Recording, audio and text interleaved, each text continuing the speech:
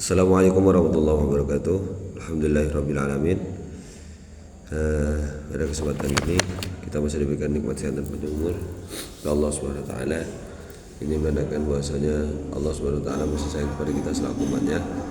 Karena ketika Allah Subhanahu wa taala telah memberikan kita nikmat sehat dan panjang umur, setelah menandakan bahwasanya Allah memiliki rasa sayang dan kepedulian terhadap kita, agar kita selalu mengingat kepadanya dan selalu beribadah kepadanya serta menjalankan semua perintahnya dan menjauhi segala larangannya. Yang kedua, salatullah wa salam tetap tercurah limpahkan pada junjungan kita baginda Nabi Allah Muhammad sallallahu alaihi wasallam, juga kepada keluarga beserta para sahabatnya, dan semoga tercurah limpahkan kepada kita selaku umatnya hingga yaumul kiamat nanti. Alhamdulillah, pada kesempatan kali ini saya akan melanjutkan pada materi selanjutnya daripada isi kitab Bidayatul Hidayah karya Imam Al-Ghazali. Di tugas 8 ini saya akan menjelaskan adab tayammum, adab tata cara bertayamum. Bismillahirrahmanirrahim. Fa inna jasad istimali al-ma'i, apabila engkau tidak dapat menggunakan air, yang disebabkan ba'da talabi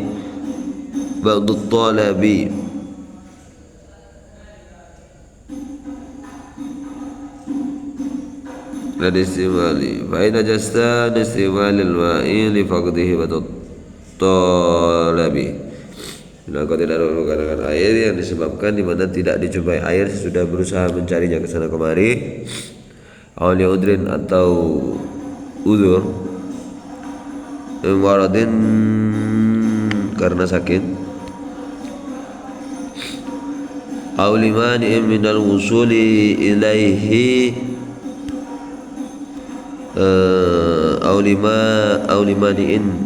awlimaniin minal wusuli ilaihi min sabu'in aw habsin,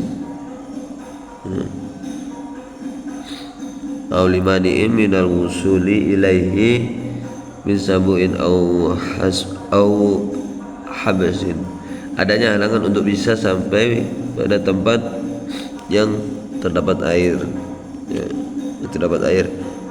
Au kana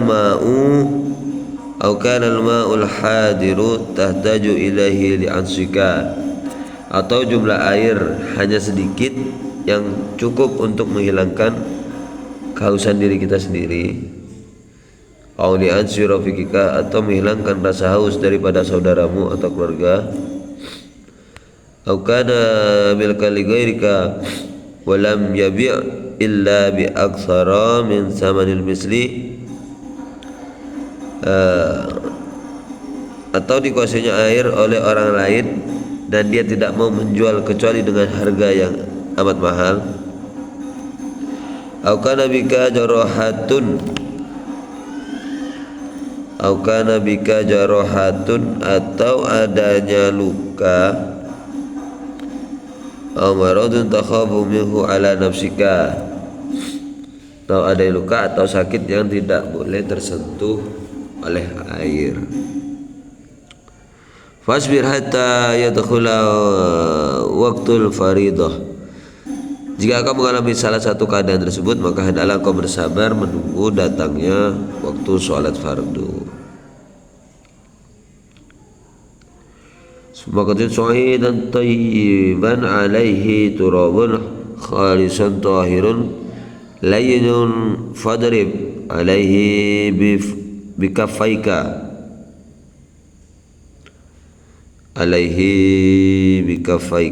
kemudian berusahalah mencari debu yang suci yang tidak tercampur dengan benda lain, kemudian pukulkan pada kedua telapak tanganmu ke atas debu tersebut, ya. Kaika daman baina asabika wa istibahata fardhu sholati wamsah bihima wajhaka kullahu maratan wahidatan. Jadi kemudian pukulkan kedua telapak tanganmu ke atas debu tersebut dengan merapatkan jari-jari seraya berniat melakukan suatu perbuatan yang dengannya diperbolehkan menjalankan sholat fardu yang sesudah bukan salat fardu, wamsa bihima wajhaka kullahu maratan wahidatan. Sudah itu usapkanlah kedua telapak tangan tersebut yang terdapat debu kepada wajah kita, jadi di area wajah sekali saja. Wamsa bihima wajhaka kullahu maratan wahidatan. Wala tatakallaf yusol al-ghubari ila manabitis sya'ri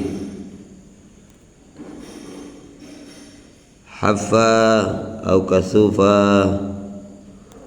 Jadi dalam hal ini janganlah memaksa diri meratakan debu tersebut pada tempat-tempat yang ditumbuhi bulu sya'ri. Wala tatakallaf yusol al-ghubari ila manabitil sya'ri. Jadi jangan memaksakan diri untuk meratakan debu tersebut pada tempat-tempat yang ditumbuhi bulu. Khafa au kasufa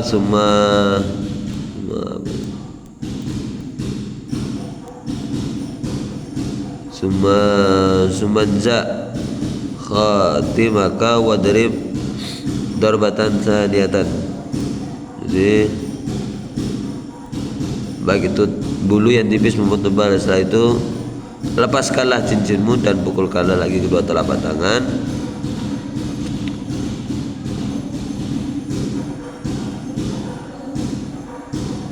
Saniyat ya Allah, jangan saniyata mufarrajan baina asabika wamsah bihima yadaika ma'amir faqaika. Jadi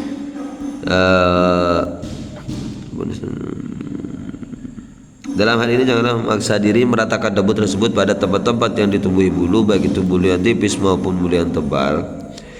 Setelah itu lepaskanlah cincinmu dan pukulkan lagi kedua telapak tangan dengan meregangkan jari-jari, lalu usapkanlah kedua tanganmu ma'amir faqaika hingga sampai pada kedua siku. Fa'ilam tastau'ibhuma fadrib darbatan ukhra ila an tastau'ibahuma sumamsah ihda kaffaika bil ukhra wamsah ma baina asabika bitahlili. Apabila pukulan yang kedua ini belum cukup, maka pukullah lagi tanganmu ke atas debu sehingga dapat digunakan untuk mengusap tangan secara sempurna. Lalu usapkanlah satu telapak tangan yang sebelah pada tapak tangan yang lainnya dan silangkan jari-jari tanganmu untuk mengusap ke celah-celah jari yang lainnya. Usolli bihi fardan wahidan wa ma syi'ta minan nawafili fa in aradta fardan thaniyan fasta'tif lahu tayammum akhar. Kemudian kerjakanlah salat fardu dengan sekali tayamum, dan kerjakanlah beberapa kali salat sunnah dengan sekali tayamum.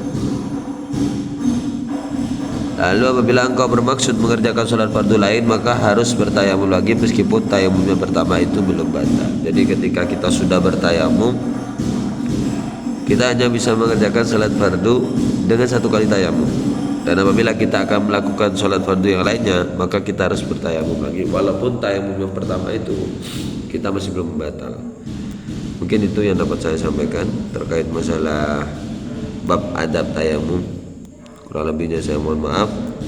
Ada beberapa poin terkait dengan tayamum ini. Jadi yang perlu diketahui bahwasanya ketika kita melaksanakan sholat fardu dengan tayamum, itu satu kali tayamum hanya untuk satu kali sholat fardu, dan satu kali tayamum hanya boleh menjalankan beberapa sholat sunnah. Jadi ketika kita akan melakukan sholat sunnah dengan tayamum, kita masih boleh melakukan sholat sunnah yang lainnya hanya beberapa kali sholat sunnah dengan satu kali tayamum. Sedangkan kalau sholat fardu, ketika kita menjalankan sholat fardu isya bisa atau maghrib dengan tayamum, maka di isyanya kita harus bertayamum lagi, walaupun dalam keadaan kita masih belum batal. Mungkin itu yang dapat saya sampaikan. Wabillahi taufiq wal hidayah. Wassalamualaikum warahmatullahi wabarakatuh.